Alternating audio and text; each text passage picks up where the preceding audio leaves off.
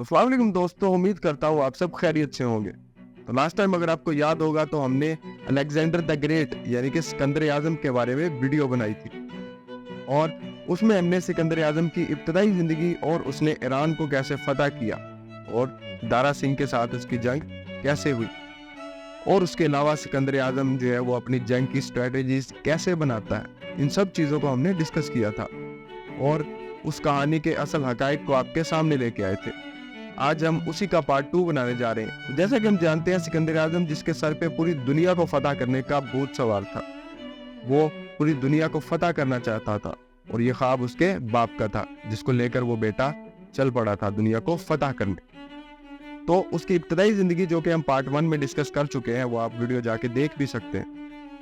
उसी को हम आगे कंटिन्यू करते हुए पार्ट 2 बना रहे हैं और इसमें हम आपको बताएंगे मजीद नए फैक्ट्स कि सिकंदर आजम ने बहुत से इलाकों को, बहुत से मुल्कों को फतह किया। अब सबसे पहले हम बात करेंगे सिकंदर आजम ने हिंदुस्तान को कैसे फतह किया, फिर हम बात करेंगे सिकंदर आजम ने मुल्तान को कैसे फतह किया और आखिर में जो है वो हम सिकंदर आजम की वफात के बारे में बात करेंगे। नाजरीन, ये बहुत बड़ा टॉपिक है, बहुत सी इसने जंगी लड़ी और इस पर अगर हम वीडियो बनाए तो एक पूरी सीरीज बनानी पड़ जाएगी। लेकिन इन शॉर्ट हम सारे टॉपिक्स को थोड़ा थोड़ा टच करेंगे और ज़्यादा से ज़्यादा इन्फॉर्मेशन आप तक पहुंचाने की कोशिश करेंगे। आप इसके हकायक को जानकर बिल्कुल दंग रहने वाले हैं। तो आइए वीडियो शुरू करते हैं। आज का हमारा टॉपिक है सिकंदर आजम पार्ट 2।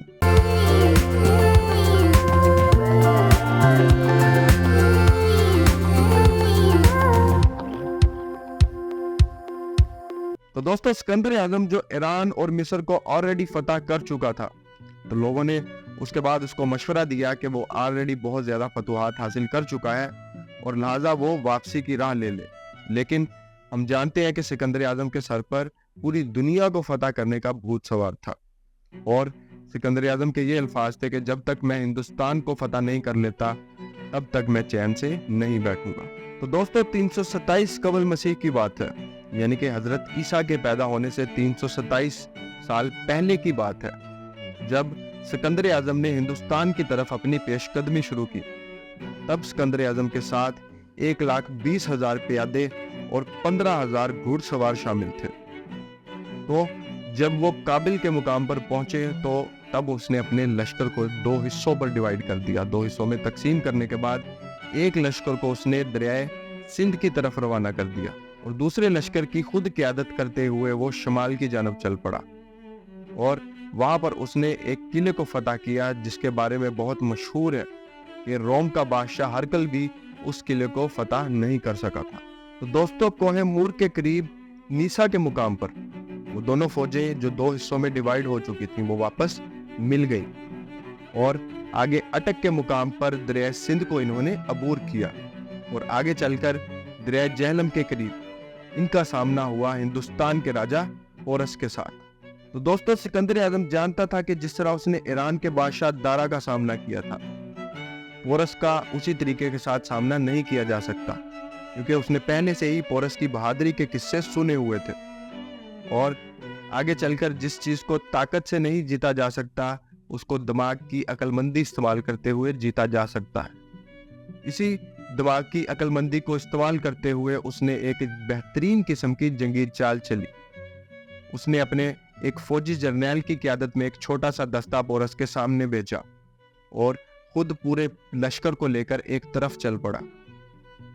पोरस के ख्याल में यही था कि मकदूनवी फौज का सिर्फ यही मुट्ठी भर काफिला है, यही उसका मुट्ठी भर लश्कर है। पोरस की इसी बेखबरी का फायदा उठाते हुए सिकंदर आजम ने इसकी फौज पर दूसरी जानब से हमला कर दिया। तो दोस्तों, लड़ाई शुरू हो गई और जब तक पोरस को सिकंदर की मौजूदगी का पता चला तब तक सिकंदर अपनी फौज के साथ दरिया को पार कर चुका था और उसके रद्दे अमल में पोरस ने अपने बेटे की क़यादत में एक दस्ता उसके साथ भेजा और सिकंदर की तरफ रवाना किया।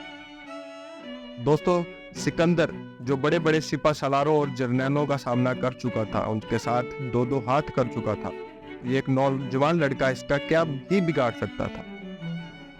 अब इसका वही नतीजा निकला जिसका खदशा था। इस लड़ाई में पोरस का बेटा मारा गया।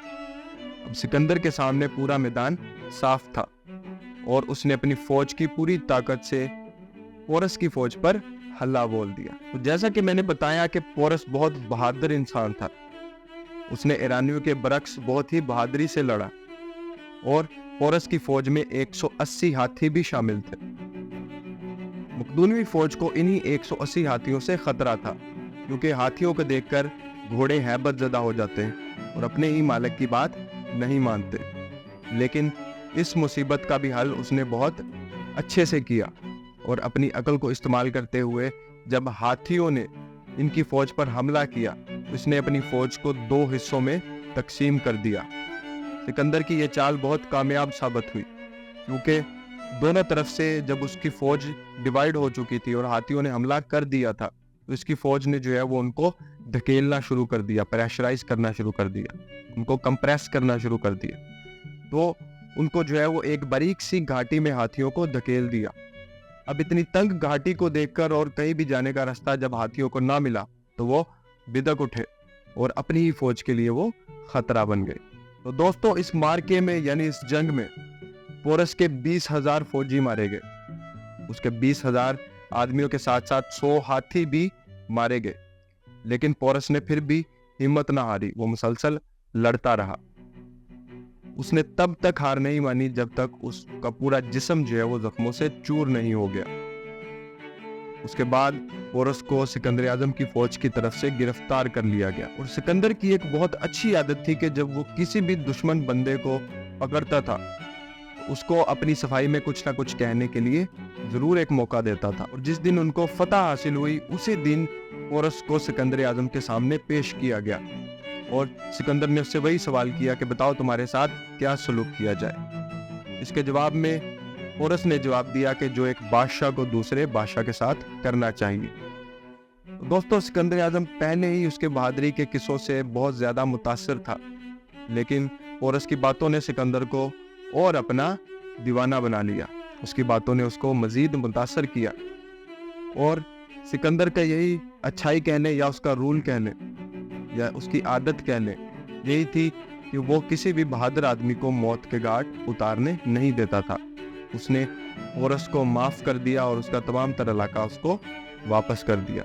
इसी तरह राजा सिकंदर का बहुत अच्छा दोस्त बन गया। तो दोस्तों, हिंदुस्तान के अंदर सिकंदर को जाने का बहुत शौक था, क्योंकि वहाँ की तारीख और अजायबात को देखने का वो बहुत ज्यादा शौकीन था। यही चीज उसको हिंदुस्तान की तरफ खींच के लाई, जिससे उसने हिंदुस्तान पर हमला करने का फैसला किया।